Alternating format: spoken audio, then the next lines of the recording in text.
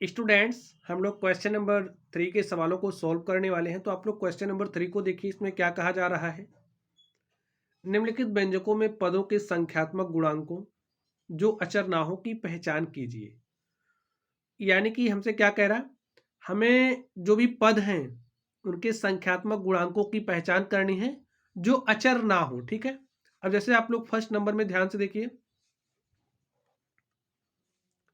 First number में आपको आपको ध्यान से देखिए क्या दिया गया आपको, 5-3t²। ठीक है स्टूडेंट्स, अब आप लोग यहां पर ध्यान से देखिए, ये जो आपका 5 है ये आपका क्या है, अचर है।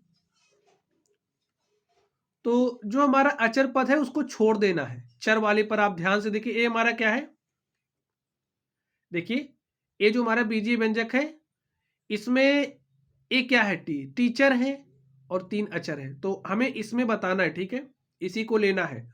तो पद कौन सा हो गया आपका, इसमें आपका पद है -3t²।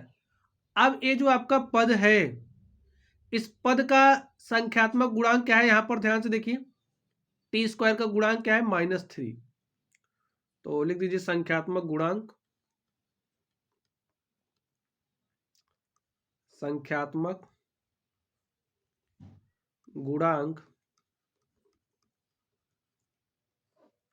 क्या है स्टूडेंट्स, -3। समझ गए आप लोग कैसे निकालना है। चलिए इस दूसरे नंबर को आप ध्यान से देखिए, इसमें क्या दिया है आपको, 1+1+t+t² और प्लस क्या दिया है, t⁻3। अब इसमें 1 तो आपका क्या है, अचर है, तो 1 को आप छोड़िए। पद आपका देखिए कौन कौन सा बचा। देखिए आपके पास पद है t, और क्या है, पद है t², और क्या है, t³। ये आपके क्या है, पद हैं। अब इनके संख्यात्मक गुणांक बताने हैं। तो t का जो संख्यात्मक गुणांक है, देखिए आपके पास t ऐसे ही लिखा है ना, तो t को आप ऐसे लिख सकते हो 1 इंटू में t। तो t का संख्यात्मक गुणांक क्या हो गया, 1 हो गया ना। तो यहाँ पर आप 1 लिख दीजिए। ठीक है, आप यहाँ लिख दीजिएगा संख्यात्मक गुणांक, ताकि आपको समझने में दिक्कत ना हो। संख्यात्मक गुणांक, और t² का संख्यात्मक गुणांक क्या है, t² का भी संख्यात्मक गुणांक 1 है। और इसी तरीके से जब आप t³ की बात करेंगे तो t³ का भी संख्यात्मक गुणांक क्या है, 1 ही है, क्योंकि t³ को 1 गुणे t³ लिख सकते हो। तो संख्यात्मक गुणांक क्या मिला आपको, 1। तो यहाँ पर आप 1 लिख दीजिए। समझ गए बात। चलिए अब हम लोग अगले नंबर पर चलते हैं और देखते हैं इसका सॉल्यूशन क्या होगा। तो ध्यान से देखिए इस तीसरे नंबर को। तीसरे नंबर में हमें क्या दिया गया है, x+2xy और प्लस में 3y। तो यहां पर देखिए सारी जो राशियां हैं, आप देखिए x क्या है, आपका चर है।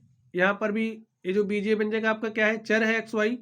और इसी तरीके से यहां पर अब हमें बताना क्या है, जो अचर ना हो की पहचान करनी है। जो पद है उनके संख्यात्मक गुणांकों को बताना है। तो चलिए देख लीजिए पद हमारे कौन कौन से हैं। यहां पर पद हमारा x है, और ये भी पद है 2xy। यानी कि अचर वाले को छोड़ देना, जो है उसको लिखना है। ठीक है, और आपका पद क्या हो गया, 3y। अब हमें संख्यात्मक गुणांक बताने हैं, तो लिखिए संख्यात्मक गुणांक। देखिए ये जो x है इसका संख्यात्मक गुणांक क्या है, 1 है। भाई x को 1 गुणे x लिखोगे तो संख्यात्मक गुणांक 1 आ गया। यहां से आप देखिए xy का संख्यात्मक गुणांक क्या है, 2 है। ठीक है, चलिए xy का संख्यात्मक गुणांक 2 है। और इसी तरीके से आपका जो 3y है इसका संख्यात्मक गुणांक क्या है, 3 है। लिख लिया ना आपने। चलिए अब हम लोग इस चौथे नंबर पर चलते हैं और देखते हैं इसका सॉल्यूशन क्या होगा। ध्यान से देखिए चौथे नंबर में क्या दिया गया है, 100m प्लस 1000n, ये में दिया गया है। अब आगे आप ध्यान से देखिए, इसमें पद कौन कौन से हैं, तो पदों को आप लिख लीजिए। पद आपका है 100m और दूसरा पद क्या है 1000n। अब हमें संख्यात्मक गुणांकों की पहचान करनी है जो पद हैं, तो इन पदों के संख्यात्मक गुणांकों को आप लिख दीजिए। देखिए ये जो 100m आपका है ये पद है ना, इसका संख्यात्मक गुणांक क्या है, m का गुणांक क्या है, यहाँ पर देखिए 100 है, तो यहाँ पर आप 100 लिख दीजिए। और यहाँ पर ये जो आपका 1000n है, इस 1000n का संख्यात्मक गुणांक क्या है, देखिए n का गुणांक क्या है 1000 है ना, तो n का गुणांक 1000 आप यहाँ लिख दीजिए। हो गया आपका सोल्यूशन। चलिए अब हम लोग इस 5वें नंबर पर चलते हैं और देखते हैं इसका सोल्यूशन क्या होगा। तो स्टूडेंट्स अब आप लोग 5वें नंबर को ध्यान से देखिए, क्या दिया गया हमें -p² और क्या यहां पर देख रहे हैं, ठीक है, -p² q² प्लस क्या है 7pq is equal to,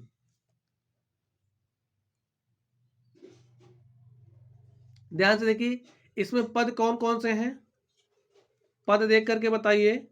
-p² q² plus आपका पद हो गया -p² q² एक पद हो गया, दूसरा पद क्या हो गया 7pq।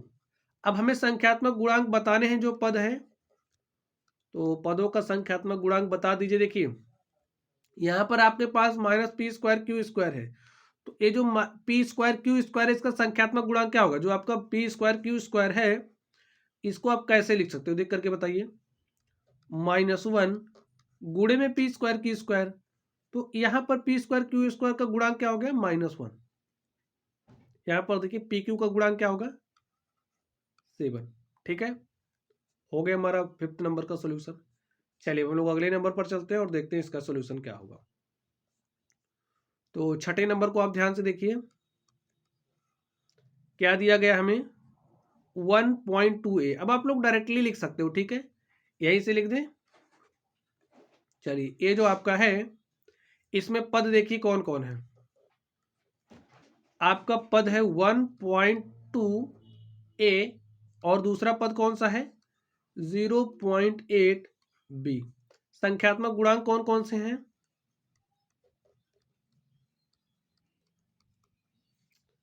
संख्यात्मक गुणांक 1.2a का संख्यात्मक गुणांक, देखिए a का गुणांक बताना है क्या है, तो 1.2 है। और यहां पर देखिए b का गुणांक क्या है 0.8। हो गया आपका सॉल्यूशन। चलिए अगले नंबर पर चलते हैं हम लोग। इस 7वें नंबर को आप लोग ध्यान से देखिए,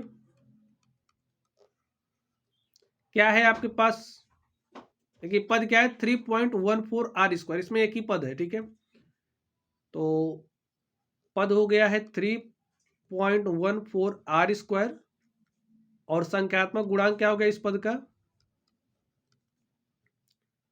संख्यात्मक गुणांक क्या है इस पद का बताइए। देखिए r² का गुणांक क्या है 3.14, तो हो गया यही। चलिए हम लोग इस पर चलते हैं और देखते हैं इसका सॉल्यूशन क्या होगा। तो आप लोग ध्यान से देखिए 8वें नंबर को देखिए, 8वें नंबर में क्या दिया गया है twice times of l plus b। इसको खोल दीजिए, खोलने का मतलब भाई 2 से इसमें गुणा करिए तो क्या मिलेगा आपको 2l और प्लस में क्या मिलेगा 2b। अब इसमें जो पद है पदों को आप अलग करिए। सबसे पहले पद आपके कौन कौन से हैं, एक पद आपका 2l है और जो आपका दूसरा पद है वो क्या है 2b है। अब पदों के संख्यात्मक गुणांकों को हमें बताना है,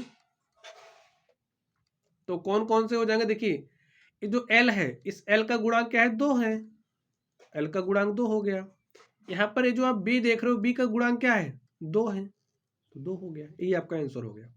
चलिए अब हम लोग अगले नंबर पर चलते हैं और देखते हैं इसका सॉल्यूशन क्या होगा। इस 9वें नंबर को आप लोग ध्यान से देखिए,